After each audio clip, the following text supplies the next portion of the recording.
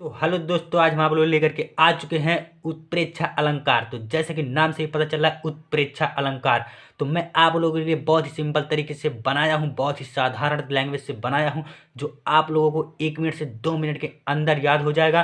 तो अभी हम आपको बता रहे हैं इसका परिभाषा और उदाहरण, जो बहुत ही सिंपल तरीके से हम बनाए हैं, आप लोगों के लिए बनाए हैं। 10वीं और 12वीं बच्चों के लिए बहुत ही ज़्यादा महत्वपूर्ण है, जो 2 नंबर करके 3 नंबर करके अक्सर करके हर साल करके क्वेश्चन पेपर में, बोर्ड पेपर में आते रहते हैं। तो चलिए हम अभी आपको बता रहे हैं कि आपको किस तरीके से लिखना है और किस तरीके से पढ़ना है। तो आप लोग वीडियो को ध्यान से देखिएगा, ध्यान से समझिएगा, इसकी मत कीजिएगा, पूरा वीडियो लास्ट तक देखिएगा। तो चलिए हम आपको अभी इसका परिभाषा बताते हैं। तो सबसे पहले ऊपर हेडिंग के रूप में डाल देंगे उत्प्रेक्षा अलंकार, ताकि एग्जामिनर को दूर से ही दिखाई दे और हम लोगों को 3 या 2 नंबर पूरा का पूरा दे दे। तो चलिए हम इसको आप परिभाषा बताते हैं और वीडियो को आप स्किप मत कीजिएगा और लाइक कमेंट सब्सक्राइब जरूर कीजिएगा। तो चलिए इसका परिभाषा देखिए, बहुत ही सिंपल लैंग्वेज में है। तो चलिए हम आपको बताते हैं।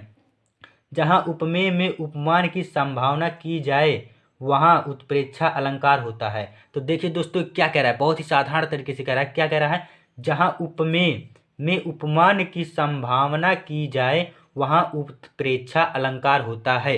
तो ये क्या कह रहा है? उपमेय में उपमान की संभावना की जाए वहाँ उत्प्रेक्षा अलंकार होता है। मतलब कि कोई वस्तु है और कोई वस्तु उसी के जैसा है, उसी के जैसे मतलब कि अच्छा लग रहा है, वैसा ही मतलब कि दोनों की संभावनाएं एक ही जैसी हैं, तो उसी को कहते हैं उत्प्रेक्षा अलंकार। तो हम आपको बताएंगे इससे पहले कि उपमेय किसे कहते हैं और उपमान किसे कहते हैं, तो इससे आपको समझ में आएगा उत्प्रेक्षा अलंकार। तो देखिए उपमेय किसे कहते हैं?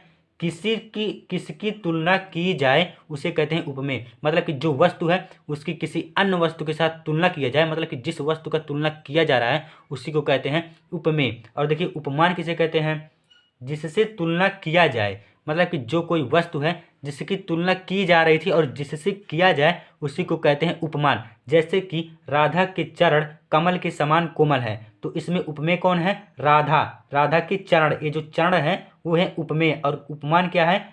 कमल। जैसे कि राधा के चरण कमल के समान कोमल है, मतलब कि राधा के जो चरण है वो कमल के समान कोमल है। कमल हो गया हमारा उपमान और राधा के चरण जो हो गया उपमेय। तो आपको भली भांति समझ में आ रहा होगा ही कि उपमेय और उपमान किसे कहते हैं। तो उसी दोनों से मिल करके हमारा बना है उत्प्रेक्षा अलंकार। इसमें क्या कहा है? जहाँ उपमेय में उपमान की संभावना की जाए वहाँ उत्प्रेक्षा अलंकार होता है। तो चलिए हम इसको आपको उदाहरण के माध्यम से बताते हैं, जो बहुत ही सिंपल तरीके से बताएंगे, आपको 2 मिनट से 2 मिनट के अंदर याद हो जाएगा। तो चलिए हम उदाहरण बताते हैं और आपको पूरा का पूरा समझ में आ जाएगा। परिभाषा तो समझ में आ ही गया होगा। तो चलिए देखिए उदाहरण क्या कह रहा है।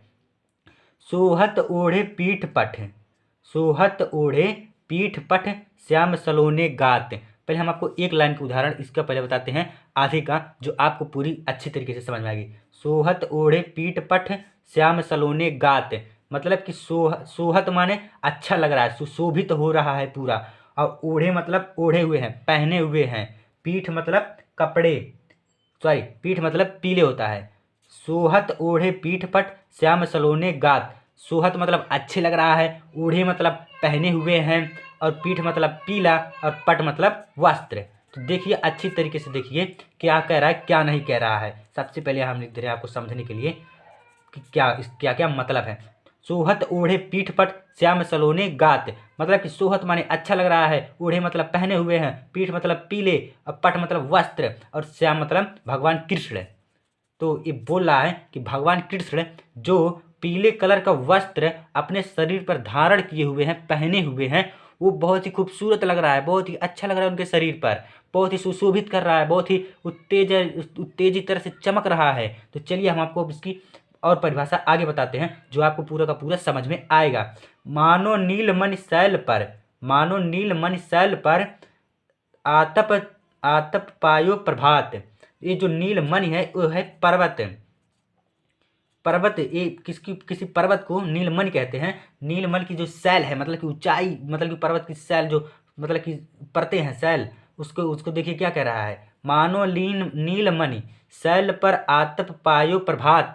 सुबह सुबह की जो सूर्य की किरणें आती हैं उस पर्वत पर, नीलमणि पर्वत पर जो सुबह सुबह की एकदम सूर्य की किरणें पड़ती हैं, तो उससे जो वो चमकता है, जो पर्वत है, पर्वत ध्यान से समझिए, जो पर्वत है पर्वत, उस पर सूर्य की किरणें पड़ने से जैसा ऐसा उसमें से लाइट ऐसा मतलब कि रोशनी ऐसी प्रकाश उत्पन्न होती है, इतनी अच्छी इतनी सुहावनी उत्पन्न होती है, उसी से मतलब कि उसी से संभावना किया जा रहा है भगवान जो कृष्ण वो वस्त्र पहने हुए हैं पीले कलर का, उसी से संभावना किया जा रहा है कि उसी के समान नीलमणि पर्वत के समान ही लग रहा है, एकदम अच्छा सुशोभित हो रहा है। तो दोस्तों आपको वीडियो एकदम अच्छे से समझ में आ रहा होगा कि मैं क्या बता रहा हूँ, क्या कहना चाह रहा हूँ इस उदाहरण में। तो आपको समझ में आया होगा कि सोहत ओढ़े पीठ पट श्याम सलोने गात मानो निज मन शैल पर आतप पायो प्रभात। मतलब कि भगवान कृष्ण जो वस्त्र पहने हुए हैं पीले कलर का, वो उनके शरीर पर बहुत ही अच्छा लग रहा है और उस प्रकार अच्छा लग रहा है जिस प्रकार